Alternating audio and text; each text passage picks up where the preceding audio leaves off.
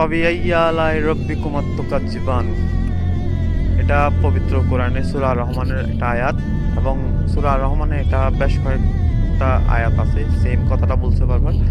এটার যদি বাংলা বলি, অতএব তোমরা কোন কোন নিয়ামত অস্বীকার করবে।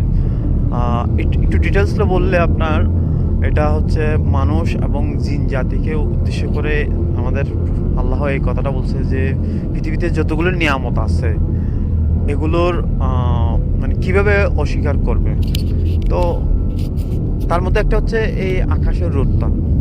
এই যে আমি সকালে হাঁটতে বের হইলাম, তো এই যে রোদ, আমরা অনেক রোদ দেখলে ভয় পাই। এখন অনেকে ওই যে কি বলে পাখা পরি আছে, অনেকে একটু এলিট ইয়া করে, এরা এখন রোদকে দেখলে এই রোদ আমার গায়ে পুড়ে যাবে। আসলে এটা যে কত মারাত্মক একটা ভুল কথা, ভুল থিওরি। রোদ আসলে আমাদের শরীরের জন্য আরো উপকারী। আপনার ভিটামিন ডি, আমাদের শরীরে যেগুলো ভিটামিনস মিনারেলস দরকার শরীর স্বাস্থ্য ঠিক রাখার জন্য, তার মধ্যে একটা হচ্ছে ভিটামিন ডি। ভিটামিন ডি না থাকলে আপনার হাড় নরম হয়ে যাবে, দাঁতের সমস্যা হবে, অনেক ধরনের সমস্যা হবে। তো এই ভিটামিন ডিটা কিন্তু এই সূর্যের আলো থেকেই আসে।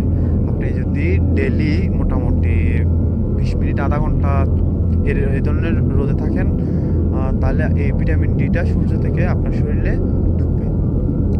তাহলে দেখেন এটা কত বড় নিয়ামত। আপনি যদি এই ভিটামিন ডির ওষুধ কিনেন, তাহলে অনেক টাকার ওষুধ কিনতে হবে আপনাকে। আর সেটা কিন্তু রোদের থেকে যেটা তৈরি হয় ভিটামিন ডি, সেটার মতো আর হবে না। তো আসলেই যে প্রত্যেকটা জিনিস আল্লাহর একটা নিয়ামত, আমরা আসলে চিন্তা করি না বলে এত সমস্যা আমাদের। আমাদের আসলে একটু চিন্তা করতে হবে, চিন্তাশীল হতে হবে। মানুষকে আশরাফুল মাখলুকাত বা সৃষ্টির সেরা জীব বলা হয়েছে, কারণ আমরা চিন্তা শক্তি আছে, আমাদের বিবেকবোধ আছে, অন্য জীবজন্তুদের মতন না।